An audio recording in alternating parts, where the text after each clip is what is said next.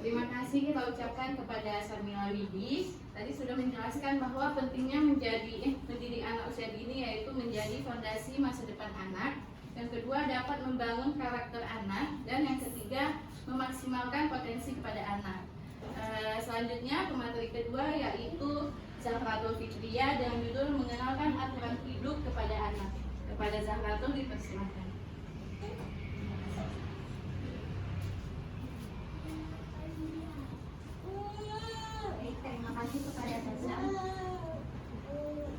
Terima kasih kepada pembawa acara. Assalamualaikum warahmatullahi wabarakatuh. Nah, baik ibu-ibu sekalian yang telah berhadir di sini hari ini. Jadi hari ini saya Zahratul Fitriya akan membawakan sebuah judul ini mengenalkan aturan hidup kepada anak. Nah, di sini telah bisa kita lihat kenapa harus memperkenalkan aturan hidup kepada anak. Nah, jadi saya ingin menjelaskan dulu nih tentang kenapa sih kita harus mengenalkan aturan hidup kepada anak. Jadi Bu, saya ada cerita nih. Ibu-ibu bersedia mendengarnya? Ya. Jadi saya pernah membaca sebuah cerita. Ceritanya ada seorang ibu, yaitu sering berkunjung ke rumah adiknya. Nah, adik dari ibu ini punya tetangga. Kita sebut ibu ini Ibu B ya, tetangga dari ibu ini. Kemudian setiap ibu ini berkunjung ke rumah adiknya, ia selalu mendengar tetangga adiknya itu ribut. Tetangga adiknya itu sering meneriaki anaknya. Jadi anak ibu ini anak laki-laki yang berusia 5 tahun ibu. Ya kita tahu kan anak kecil yang 5 tahun pasti ya susah mendengar orang tua kan. Jadi kita bilang A dia pergi ke B, kita bilang C dia ke D gitu kan. Nah jadi ibu ini sering kali mendengar ibu ini tetangga dari adiknya ini ribut. Sampai suatu hari ibu ini duduk di samping tetangga adiknya. Kemudian tetangganya mengatakan seperti ini, Bu, saya ingin deh punya anak tuh yang penurut, yang selalu mendengarkan kata saya, yang apabila saya mendengar dia langsung mau mengerjakannya seperti itu. Kemudian diceritakanlah tentang tetangganya yang sebelah. Jadi ceritanya di samping rumah ibu tuh ada gang baru gitu. Rupanya di gang tersebut ada juga anak kecil yang ibunya itu tiap memanggil anaknya langsung menuruti perintah dari ibunya. Tapi ketika ibu ini menceritakan bahwa anaknya itu ketika dipanggil langsung menuruti, cuman seperti anak yang ketakutan. Jadi kayak tikus yang dibawakan lidi lah kita bilang. Jadi nampak lidi langsung lari dia kan karena takut. Terus ditanya sama ibu ini, emang ibu mau kalau anak ibu turut menuruti permintaan ibu tapi dengan seperti orang yang ketakutan? Nah saya juga mau tanya sama ibu-ibu kira-kira mau nggak anaknya menuruti ibu-ibu tapi dia bukan menuruti karena kemauan, lebih karena takut? Mau nggak? Enggak kan? Nah dari cerita ini kemudian dilanjutkan lagi nih, ibu ini duduk bersama sahabatnya. Diceritakanlah cerita yang ia temukan pada saat berkunjung ke rumah adiknya. Nah ketika itu sahabatnya berkata seperti ini, sebenarnya aku pernah berpikir seperti ini. Mungkin anak-anak itu merasa orang dewasa itu bersikap tidak adil. Kenapa? Karena misalnya nih anak-anak lagi asik main, kita katakanlah anak itu bermain masak-masakan ya. Ini ceritanya lagi buat nasi goreng gitu. Lagi buat nasi goreng, baru goreng bawangnya dan dipanggil, nak mandi gitu. Ya kan lagi asik main. Kira-kira dia mau langsung pulang nggak? Enggak kan? Karena dia lagi asik main kan. Tapi kita sebagai orang dewasa memaksa anak tersebut untuk pulang. Pasti anaknya kayak sebel lah, lagi main, asik main, disuruh pulang gitu kan. Kita dewasa sendiri kalau misalnya lagi asik melakukan kegiatan tertentu, misal lagi buat kue nih, terus tiba-tiba disuruh disuruh kesini gitu, pasti kita juga bilang nggak mau gitu kan, karena kita lagi mengerjakan sesuatu yang kita suka itu. Pertanyaannya, kenapa kita bilang nggak mau, kita nggak dibilang bandel sebagai orang dewasa, tetapi ketika anak tersebut tidak menuruti permintaan kita mengatakan anak itu bandel, ya kan? Jadi terkesan kayak orang dewasa ini adil nih. Aku lagi main disuruh pulang, dibilang bandel. Tapi kalau misalnya orang dewasa yang lagi ngerjain sesuatu tapi nggak mau diturutin, nggak dibilang bandel, ya kan? Makanya kita harus mengenalkan aturan hidup dulu pada anak. Jadi kita menjelaskan dulu bahwa dalam hidup ini ada aturan-aturan tertentu yang harus kita jalankan. Jadi di sini ada beberapa hal yang dapat dilakukan oleh orang tua untuk membuat anak mengerti dan memahami bahwa dalam hidup itu ada aturan-aturan yang harus dilaksanakan agar hidup itu sendiri berjalan dengan baik dan juga terencana. Yang pertama ada, ajaklah anak berdiskusi mengenai aturan yang ada di rumah. Buatlah peraturan yang jelas, masuk akal sesuai dengan umur, dan jangan banyak membuat aturan. Nah, ini seperti ini, Bu. Jadi kan di setiap rumah pasti memiliki aturan yang berbeda, ya. Seperti salah satunya kalau misalnya anak yang sudah mulai bersekolah. Karena kami kan ruang lingkup anak usia dini nih. Jadi kita mulai untuk mengenalkan aturan hidup kepada anak dari usia dini. Misalkan anak yang udah TK nih, udah sekolah kan? Udah sekolah, kita bisa mengenalkan aturan seperti pulang sekolah ganti seragam dulu baru boleh main. Nah, itu bisa disebut aturan dari hidup.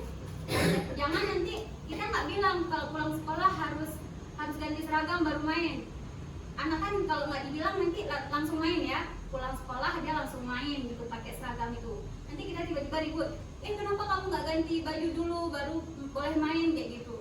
Nah, jadi sebelum kita memarahinya, kita lebih dulu memperkenalkan dulu, kita lebih dulu memberitahukan.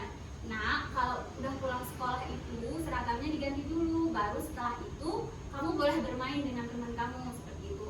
Nah, apabila setelah itu dia tidak menuruti aturan tersebut, barulah boleh kita memberikan konsekuensinya. Kemudian selanjutnya, terangkanlah dengan bahasa yang sederhana, tidak berbelit-belit dan tegas agar anak mengerti dengan aturan tersebut. Kesimpulannya, peraturan atau instruksi itu yang jelas. Jadi ketika kita menerangkan aturan itu, terangkanlah itu dengan sederhana Ibu, dan juga dengan kata yang jelas juga tegas. Saya misalkan peraturan yang tadi ya, peraturan yang pulang sekolah ganti seragam. Setelah kita bilang pulang sekolah ganti seragam, kita juga harus menyertakan alasannya yang jelas. Kenapa kita harus mengganti seragam setelah pulang sekolah? Yaitu kita bilang, nak kalau mau bermain setelah pulang sekolah itu ganti seragam. Kenapa? Supaya besoknya seragam itu bisa kamu gunakan dan seragam itu tidak kotor. Nah, itu kan kita memberikan alasan yang jelas kan? Jadi anak itu bisa menerima dengan baik apa yang aturan yang itu. Selanjutnya, sering-seringlah meluangkan waktu dengan anak untuk mendiskusikan peraturan yang telah dibuat. Kecenderungan anak usia dini itu adalah mereka akan mengingat lebih baik apabila kita sering mengulang-ulang yang pernah diterangkan pada mereka. Nah, jadi ketika kita menetapkan satu aturan di rumah itu, kita harus sering-sering mengatakannya seperti itu. Saya mau memberi contoh ini ya, ada salah satu aturan yang selalu ibu saya tanamkan dalam keseharian saya dari dulu gitu kan. Salah satunya itu kalau misalnya bermain dulu waktu saya TK, saya SD gitu kan. Jadi ibu saya kan seorang guru. Ibu saya pulang jam 1. Jadi kan kalau anak TK itu pulang lebih cepat. Jam 10 udah pulang kan. Jadi saya pulang sekolah, saya ganti baju baru saya bermain. Kemudian pada jam 1 kan ibu saya udah pulang nih. Ibu saya selalu bilang, kalau misalnya mama udah pulang, kamu juga ikut pulang, nanti kita makan siang dan baru setelah itu dilanjutkan kegiatan lainnya gitu. Jadi saya sudah tahu, oh mama saya udah pulang, jadi saya juga pulang gitu. Itu sering diulang tiap hari. Jadi kan itu nggak ada lagi unsur paksaan dalam situ. Itu sudah menjadi kebiasaan saya yang membuat saya mematuhi aturan tersebut. Kemudian konsisten dengan peraturan yang telah dibuat. Ajaklah anak untuk mematuhi apa yang telah disepakati. Tetapi jangan juga terlalu berharap bahwa anak selalu mematuhinya. Jika dia melanggar, jangan langsung menghukumnya. Jadi kita sebagai orang dewasa kan juga tidak bisa berharap bahwa anak-anak selalu mematuhi peraturan dari kita kan. Jujur jujur saya pribadi juga pasti pernah melanggar peraturan yang ada gitu. Jadi tapi sebagai orang dewasa yang telah menetapkan satu aturan di rumah tersebut, kita harus konsisten dengan peraturan yang ada. Dan apabila anak suatu hari itu melanggar satu aturan, misal anak sedang misalkan ruang bermain anak itu berantakan. Nah, kemudian dia di situ lagi makan ciki-ciki misalnya, terus ciki-cikinya berantakan gitu. Terus dia lagi tidur-tidur, nggak beresin, itu ruangannya masih berantakan kan. Jadi kita itu lihatnya kan pasti kayak geram gitu, kenapa dia udah tidur tapi nggak dibereskan permainannya seperti itu kan. Jadi kita tanyakan dulu, jangan langsung marah-marah langsung bilang, nak kenapa nggak dibereskan atau bla bla bla, langsung ngomel-ngomel gitu, jangan seperti itu. Tapi kita tahan dulu marah kita, terus kita bilang, kita tanyakan dulu, nak kenapa belum dibereskan gitu. Nah nanti kan anak menjawab nih, ada dua option yang bisa dia jawab kan. Yang pertama, misal dia buat alasan, bentar dulu mak lagi masih capek main gitu, bentar lagi adik beresinnya. Itu kan ada jawaban yang pasti, oh berarti dia mau bereskan, cuman dia tunggu capeknya reda gitu kan. Sama alasan kedua, kalau saya dia bilang nggak mau adek beresin itu mah, adek mau main-main aja gitu. Nah kalau misalnya anak menjawab itu, kita harus memberikan pengertian kepada anak tentang arti dari tanggung jawab, bahwa setiap orang itu harus mempertanggungjawabkan apa yang ia kerjakan. Nah apabila anak ini udah bermain, berarti dia harus membereskan mainannya tersebut. Kemudian seperti ciki-ciki yang udah dia serakan itu harus dia sapu, karena itu yang dia lakukan seperti itu. Kemudian kalau misalnya dia lagi malas gitu, ambil aja sapu kecil, terus kasih ke dia ini, sapu dulu, terus bereskan mainan, baru istirahat gitu. Kita juga harus dengan lembut gitu, agar anak itu mau mengikuti apa yang kita katakan. Kemudian katakan juga untuk membantunya. Jangan lupa untuk menawarkan bantuan. Jadi kita tanya, nak butuh bantuan kayak gitu. Jadi nanti kita bantuin tuh. Jangan beresin mainannya. Kita juga sebagai orang tua membantu membereskannya. Selanjutnya, jadikan diri Anda model yang baik bagi anak. Nah, jadi ini udah menjadi rahasia umum ya, kalau misalnya orang dewasa itu merupakan teladan yang akan diikuti oleh anak. Oleh karena itu, sebagai orang dewasa dan juga orang tua, kita harus menjadi model yang baik untuk anak. Dengan cara gimana? Dengan cara kita menunjukkan sikap-sikap yang baik, yang bisa diteladani. Misal dimulai dari aturan pulang sekolah anak harus meletakkan tas. Itu bisa kalau kita pulang kerja, tasnya juga nggak ditaruh di sembarangan tempat. Jadi kan anak lihat, oh berarti mama saya aja taruh tempat yang seharusnya, berarti saya juga harus ikut seperti itu gitu. Selanjutnya, hargai anak. Anak-anak itu sangat suka apabila kita beri pujian, ibu-ibu. Jadi kita jangan pelit untuk memberikan pujian. Misal nih, anak sudah melakukan satu tindakan yang sangat baik. Misal kamar dia itu selalu rapi, nggak pernah berantakan pas kita lihat gitu kan. Kita nggak boleh pelit memberikan pujian. Pujian itu nggak cuma tentang kita kasih barang, tapi juga tentang kata-kata. Misalnya, Masya Allah anak ibu baik banget. Ini udah membantu ibu untuk mengurangi beban ibu dalam membersihkan kamar kayak gitu. Kita beri pujian, kemudian juga kita berikan sentuhan kepada anak, kita belai kepalanya, jadi dia suka kayak gitu kalau kita beri pujian. Tapi kalau misalnya kita malas kasih pujian, justru anak itu mesti nggak suka gitu. Misalnya pas dia lagi kamarnya nggak berantakan gitu kan, terus kita nggak bilang apa-apa, tapi tiba-tiba pas datang sekali kebetulan kamarnya lagi berantakan, terus kita omeli gitu kan, bilang ini kenapa kamar kamu berantakan gini-gini gitu. Itu pasti anaknya marah kan, dia nggak seneng, terus ya bermasalah lah gitu komunikasi hari itu. Kemudian selanjutnya, berlakukan konsekuensi bila anak melanggar aturan yang dibuat. Jadi ibu-ibu, konsekuensi di sini itu bukan hal-hal yang kasar ya. Contoh konsekuensi yang bisa menurut saya yang bisa kita berikan itu, misalnya anak melanggar peraturan untuk ini yang sekarang kan anak-anak suka main HP ya, suka main HP. Jadi kita kasih HP, kita kasih durasi waktu. Misalnya boleh main HP 10 menit gitu. Nah, kalau misalnya udah lebih dari 10 menit dan dia nggak mau kasih HP-nya, nanti konsekuensinya kita bilang kalau misalnya 10 menit udah lewat dan adik nggak mau kasih balik HP-nya, nanti mama nggak mau kasih lagi HP-nya untuk besok gitu. Jadi kan besoknya dia nggak bisa main HP nih, nanti dia nyerah sendiri, oh nggak mau aku lebih dari 10 menit, nanti nggak kasih lagi main HP-nya tuh. Selanjutnya, aturan untuk orang dewasa dan anak-anak pasti berbeda. Jadi jelaskan aturan pengecualian ini pada anak. Contohnya di sini, jam tidur anak dan orang dewasa itu berbeda. Jadi pasti ada aturan-aturan tertentu yang berbeda antara anak dan orang dewasa kan. Telah saya buatkan di sini bahwa contohnya adalah jam tidur. Seperti anak-anak pasti suruh tidur jam 9 udah tidur ya. Jam 9 udah tidur, disuruh tidur. Tapi orang dewasanya atau orang tuanya belum tidur, masih asik nonton.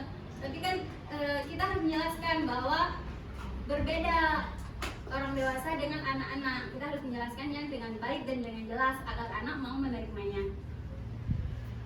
Selanjutnya ini ada beberapa tips Bu yang bisa digunakan untuk berkomunikasi dengan anak usia dini.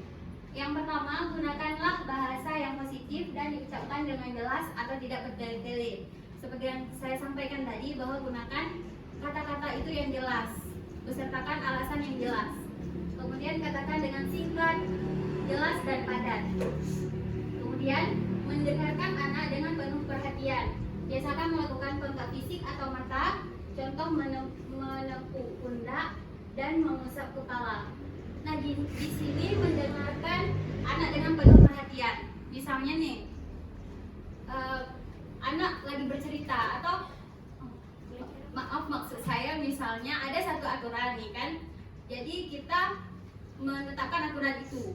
Kemudian kita bilang pokoknya kamu harus ikut peraturan ini karena ini demi kebaikan kamu. Di situ kan nggak ada kata-kata jelas yang menjelaskan kenapa dia harus ikut kata-kata yang kita gunakan kan. Nah di situ anak akan ragu untuk mengikuti peraturan yang kita tetapkan. Oleh sebab itu ketika anak itu nanti mengatakan apa yang ingin dia katakan itu, kita juga harus mendengar dengan penuh perhatian supaya anak merasa bahwa dia itu sangat berharga dan juga dia bisa mendengarkan peraturan kita dengan baik. Kemudian yang terakhir, berbicara dengan ekspresi wajah, bahasa tubuh dan nada suara yang pas.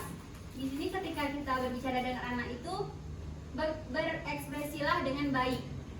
Jadi kita gunakan ekspresi yang ramah agar anak itu senang ketika melihat kita. Kemudian gunakan bahasa tubuh yang baik dan juga nada suara yang pas. Jadi jangan memakai nada yang tinggi, nanti anaknya ngira kita marah-marah lagi. Jadi kan dia nggak mau dengar gitu. Baik ibu-ibu, sekian dari saya. Semoga dapat bermanfaat. Assalamualaikum warahmatullahi wabarakatuh. Waalaikumsalam.